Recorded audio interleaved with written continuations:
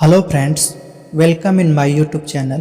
Friends, हम इस video में मौर्य राजवंश के तीसरे शासक सम्राट अशोक महान से संबंधित 20 महत्वपूर्ण तथ्यों का अध्ययन करेंगे। फ्रेंड्स, सम्राट अशोक भारत के महानतम शासकों में से एक हैं। फ्रेंड्स, सम्राट अशोक महान पर यह हमारा पार्ट 3 है।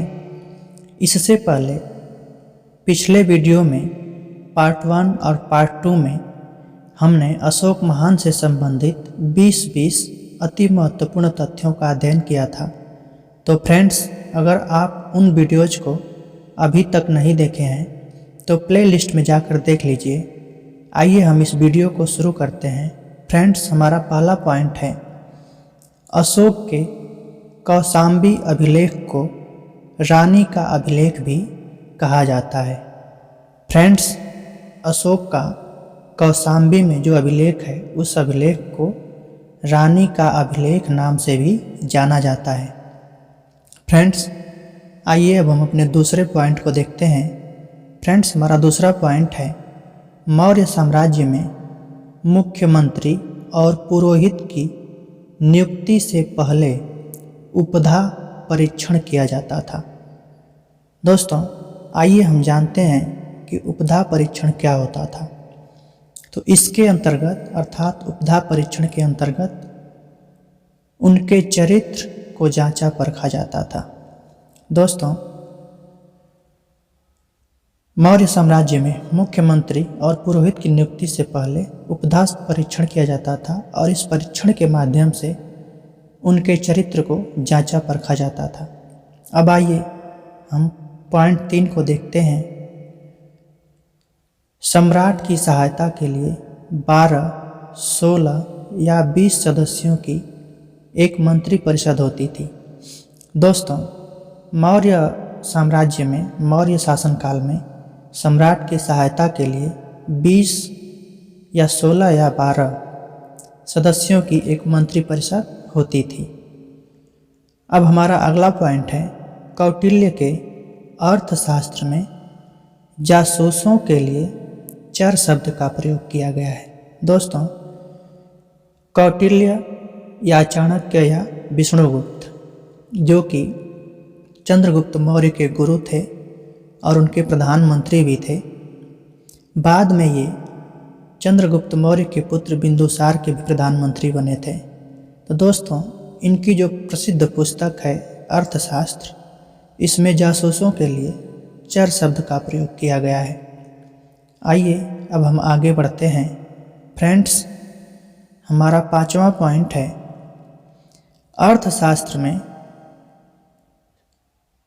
अर्थशास्त्र में शीर्षस्थ अधिकारी के लिए तीर्थ शब्द का उल्लेख किया गया है। दोस्तों, जो चाणक्य की पुस्तक है अर्थशास्त्र, जो कि राजनीति से संबंधित है, इसमें शीर्षस्थ अधिकारी यानी कि जो मौर्य काल में विभाग थे, उन विभागों के जो सबसे बड़े अधिकारी थे, उनके लिए तीर्थ शब्द का प्रयोग किया गया है। तीर्थ को महामात्र भी कहते हैं। महामात्रों की संख्या 18 थी। दोस्तों, आप ये भी कह सकते हैं कि मौर्य शासनकाल में जो प्रमुख विभाग थे उनकी संख्या 18 थी और उनके शीर्षस्थ अधिकारी को तीर्थ या महामात्र कहा जाता था। और आप ये कह सकते हैं कि तीर्थों या महामात्रों की संख्या 18 थी। अब आइए हम आगे बढ़ते हैं। दोस्तों, हमारा अगला पॉइंट है, मौर्य काल में शासन की सबसे छोटी इकाई ग्राम थी। ग्राम के मुखिया को ग्रामिक कहा जाता था। दोस्तों, मौर्य के शासनकाल में जो सबसे छोटी इकाई थी शासन की, उसको ग्राम कहते थे और ग्राम के मुखिया को ग्रामिक कहते थे। तो आप याद रखिएगा, मौर्य प्रशासन का सबसे बड़ा अधिकारी खुद सम्राट होता था। आइए अब इसके आगे बढ़ते हैं। दोस्तों, हमारा 8वां पॉइंट है, प्रशासकों में सबसे छोटे, जिसको कि कनीय भी कहते हैं, सबसे छोटे को कनीय भी कहते हैं, प्रशासक को छोटा गोप कहा जाता था। छोटा गोप के अंतर्गत 10 गांव आते थे। छोटा गोप 10 गांव का प्रशासक होता था। दोस्तों आइए अगले पॉइंट की तरफ बढ़ते हैं। हमारा अगला पॉइंट है मेगास्थनीज के अनुसार। दोस्तों जैसा कि हम सभी जानते हैं, मेगास्थनीज सम्राट चंद्रगुप्त मौर्य के दरबार में आया था। तो उसके अनुसार नगर के प्रशासन को चलाने के लिए 6 समितियां बनाई गई थीं और प्रत्येक समिति में 5 सदस्य थे। 5 सदस्य। इस प्रकार नगर का प्रशासन 30 सदस्यों का एक मंडल चलाता था। दोस्तों आप इस प्रश्न को थोड़ा ध्यान से देखिएगा। मेगास्थनीज ने लिखा है कि नगर के प्रशासन को चलाने के लिए 6 समितियां थीं। प्रत्येक समिति में 5 सदस्य होते थे और इस प्रकार नगर का प्रशासन 30 सदस्यों का एक मंडल चलाता था। दोस्तों आइए आगे बढ़ते हैं। दोस्तों हमारा 10वां पॉइंट है मौर्य काल में सर्वोच्च न्यायालय राजधानी में स्थित होता था और मुख्य न्यायाधीश धर्माधिकारी कहलाता था। दोस्तों मौर्य काल में सर्वोच्च न्यायालय राजधानी में स्थित होता था और मुख्य न्यायाधीश धर्माधिकारी कहलाता था। दोस्तों आप जानते हैं कि मौर्य काल में जितने भी सम्राट हुए सबकी राजधानी पाटलिपुत्र थी। आइए हम अपने 11वें पॉइंट को देखते हैं। दोस्तों हमारा 11वां पॉइंट है मौर्य काल में 2 प्रकार के न्यायालय होते थे। मौर्य काल में जो न्यायालय थे वो 2 प्रकार के होते थे।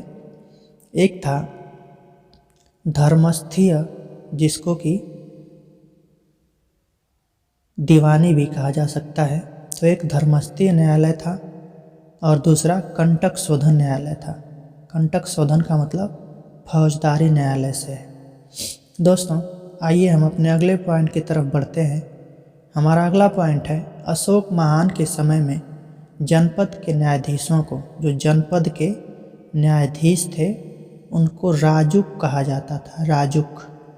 ये प्रश्न आपसे पूछा जा सकता है कि अशोक महान के समय में जनपद के न्यायाधीशों को क्या कहा जाता था, तो आप बताएंगे राजुक कहा जाता था।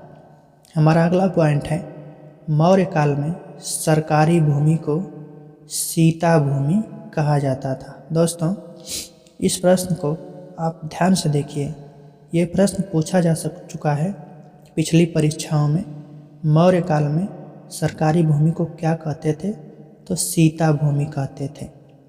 अब आइए हम आगे बढ़ते हैं।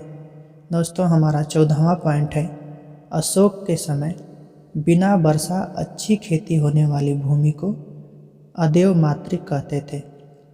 दोस्तों अशोक के समय में वह भूमि जिस पर बिना वर्षा की अच्छी खेती होती थी उसको अदेव मातृक कहा जाता था। आइए हम आगे बढ़ते हैं।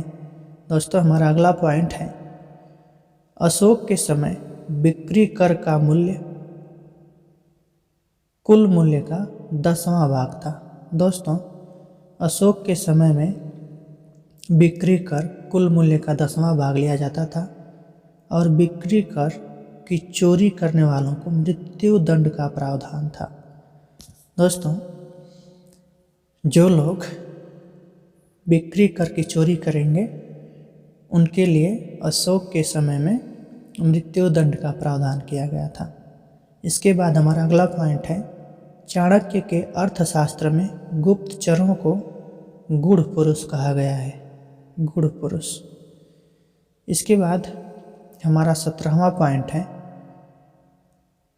स्थान परिवर्तन कर कार्य करने वाले गुप्तचरों को संचार कहते थे।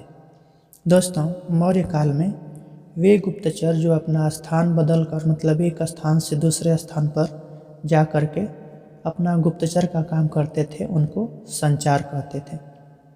अगला पॉइंट है एक ही स्थान पर रहकर कार्य करने वाले गुप्तचर को संस्था कहा जाता था। दोस्तों, जो गुप्तचर एक ही स्थान पर रहकर कार्य करते थे उन गुप्तचरों को संस्था कहा जाता था। आइए हम अपने अगले पॉइंट की तरफ बढ़ते हैं। दोस्तों, हमारा अगला पॉइंट है गुप्तचर विभाग महामात्य सर्प के अधीन था। महामात्य सर्प नाम के महामात्य के अधीन था। दोस्तों, जो गुप्तचर विभाग था वह महामात्य सर्प नाम के महामात्य के अधीन था।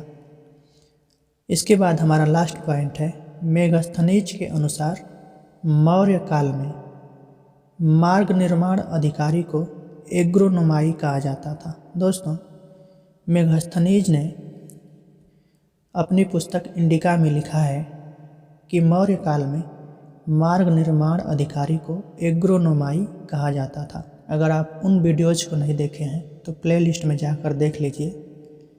उम्मीद करते हैं कि यह वीडियो आप लोगों को अच्छा लगा होगा। अगर अच्छा लगा है तो कमेंट कीजिए, शेयर कीजिए, लाइक कीजिए और हमारे चैनल को सब्सक्राइब करके बेल आइकन को प्रेस कर लीजिए। धन्यवाद।